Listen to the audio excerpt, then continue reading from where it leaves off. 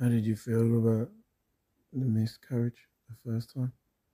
It was horrible. It was heartbreaking, especially when you get so excited and you think that this is it. This is going to be it now. Like we've done it. We've got a positive test, and then you miscarry, and it's like, oh, it was horrible, wasn't it? I remember sitting in that room and I just couldn't stop crying. And then you feel like, oh, you can't tell people because nobody talks about miscarriage, do they? No, It's a taboo subject. Nobody talks about it because it's sad. pretty much just go quiet. You're more or less looking at what your partner's doing. You might have a feeling one time of it's your fault. You start thinking, well, why didn't it work properly? Why did we lose that baby? I just got to a point where I just thought it was something I did. Was it something that I lifted? Was it something down to stupid things like, did I twist a certain way? Or have I eaten something I shouldn't have? And you don't really understand. It's just, it's as black and white as you've had a baby and now it's not there. And you just think, well, why not? The most ridiculous things you think of when you're pregnant. Well, yeah, you just put it down to everything. Yeah. Did I breathe too fast on a Thursday? Really stupid things, and you just blame yourself. And really, I think now we've kind of come to learn that actually it's kind of your body's way of saying, you know, Something's not quite something's not right. Yeah. I think you kind of had a feeling that we would have needed fertility treatment. Is that right? Yeah, because I tried before. My previous relationship was for quite a long time, and there was never really any scares or indication that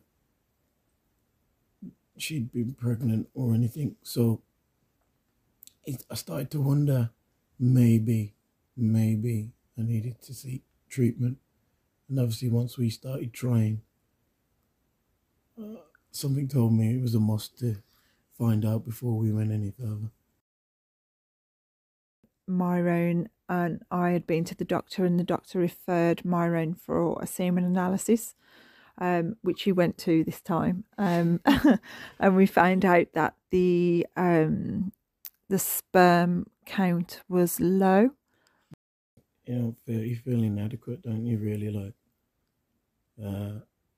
was it me? Why did I wait so long? I remember you saying to me that, oh, you can leave me if you want. If you want, go and meet somebody else. You can have a baby with somebody else. You just, everything you think, you just want to. I was trying to give her an escape route out. Was you don't want to. Giving me the easy option. Yeah, you don't want to stay and think, oh, or here. Somebody said, I could have had a baby with.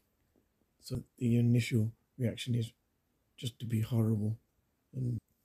So I think we was referred then from the doctor to the fertility centre. Early 2018 was when we knew that we needed fertility treatment. Initially, I felt excited because at first I thought, well, people that have IVF come home with a baby, but obviously didn't realise that it didn't work like that. How did you feel when we was...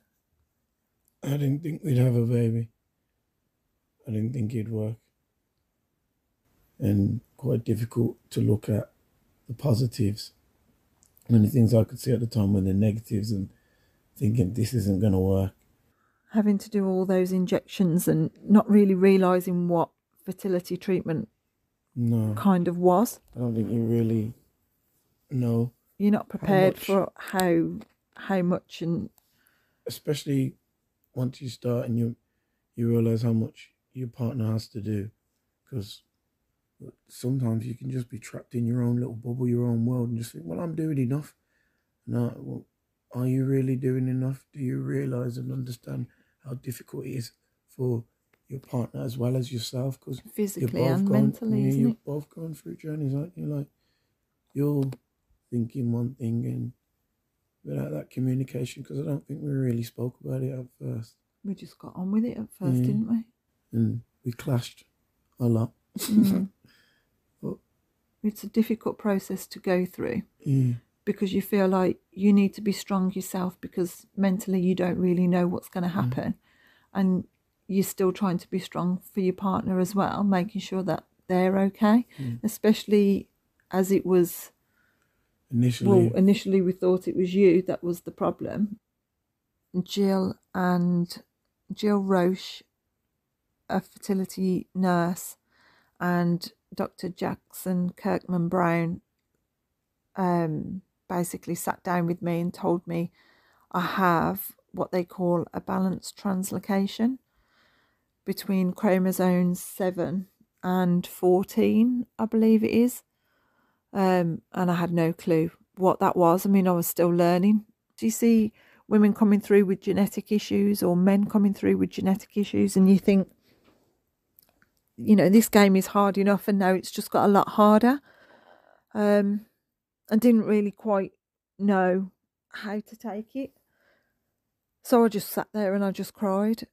And then yet again, my colleagues became family, and that's when it really kicked in with colleagues at work, and you realise, actually, I'm not just a colleague, I'm not just a patient, I'm a person that is going through treatment, and this has happened. And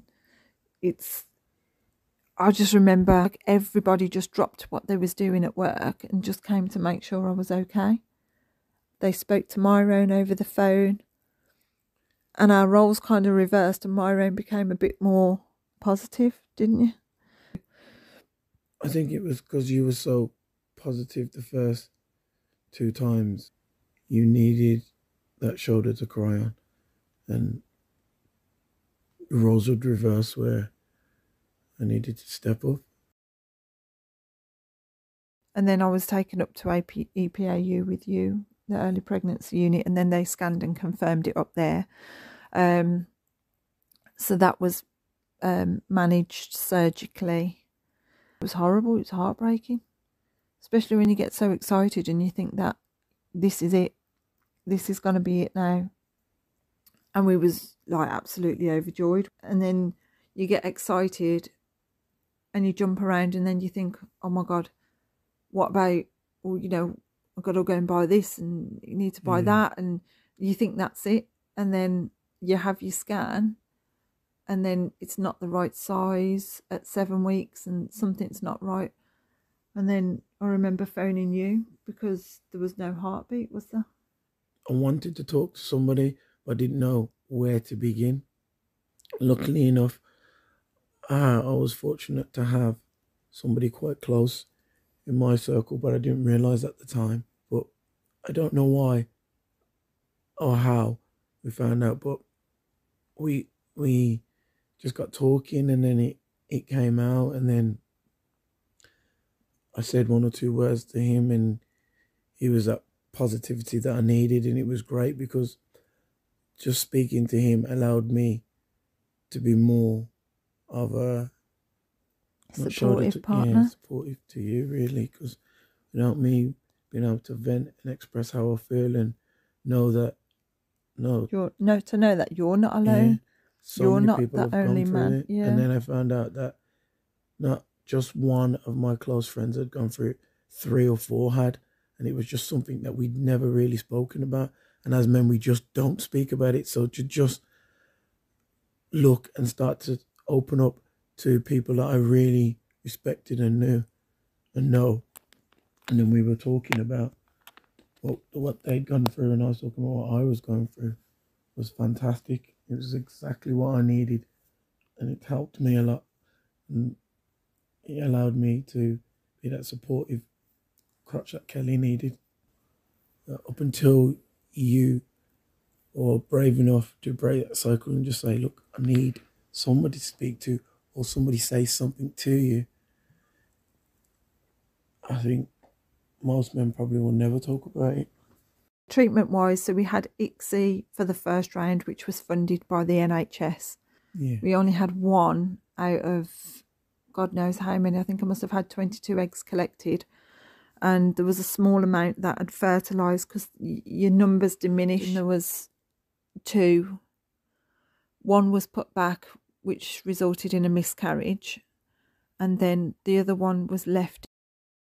Myrone kind of had an inkling that this one would be okay. And then we had that one put back as the 3rd embryo transfer. And that's our little boy Roelle sleeping upstairs at the moment. He's now, 19 months? So Roelle, Roelle, was born at 18 minutes past 10 at night on the 23rd of July 2020. COVID baby. He was a COVID boy. Yeah, it was an experience. Yeah. From the minute you walk through the door at Fertility Centre, you're greeted with a smile. Just everybody there. Who's the guy that made me loads of cup of tea? The guy that made me a cup of tea, he's nice. Who? Phil? Yeah. Yeah, he's lovely. I feel like Roelle has like grandparents and aunties. Yeah, there. 100%. And knowing that our son came with all their help, I'm like, he's mine, not just mine, Kelly's miracle. And when we're allowed to bring him up, when we're not so worried about COVID, he'll have them visits and I'll be like, look, he was a miracle here. And this is what we'll tell him. Oh, they were the best people I've ever met in my life. You've got some fans up there, haven't you? They love you. I don't know why, but probably some of the nicest people I've ever come across. Every day I go in and they ask me how he is. The embryology team, all of them, who never, ever, ever get seen, really, because they're the ones doing the magic behind the scenes, looking after our babies. They're like our babysitters, really. They babysat Roelle for the whole five days of his life, really. When he should have been, in my uterus, he was in our labs, growing under their care. And the things that they do, oh gosh, honestly, I can't even explain. The love, the care, the compassion, the bravery, the ambition, everything. They're all of our trust values pretty much wrapped into every single person. I can't thank that team enough. Bringing cakes and donuts and chocolates, it just doesn't seem like enough. I think Roelle owes every single one of them a big fat kiss and a cuddle. And then you've got the maternity team, and they were brilliant as well. We literally, we owe life to them, really, don't we? We're very grateful. They created our little miracle, and thank you just isn't enough. I think the main thing for me is talk. Even though it seems at that moment in time you're the only person that is going through that. Talk to your partner, talk to your neighbour, talk to your best friend, talk to your sister, your brother, your mother, your dad. I think men don't talk enough as it is, and I think you'll agree with that, wouldn't you? Especially from working in the hospital, miscarriage happens daily to more than one person per day. You've still got hope. As long as you're alive and breathing, you've still got hope that one day you'll take your child home. And I think hope is the one thing for me. I don't know about you, but hope was that one thing that got me through. The more you talk about it, the more you'll see that you're not the only person that's going through it. It's not the end of your journey if you don't want it to be. Stay strong. Only the strong are put through things like this. And mentally, I think everybody who is put through fertility treatment, I think they have the strength mentally to do it, because you know what your reward will be at the end if you do it. I think you start off strong, but you finish stronger. I don't think it's until you open your mouth you realise actually you're not the only one.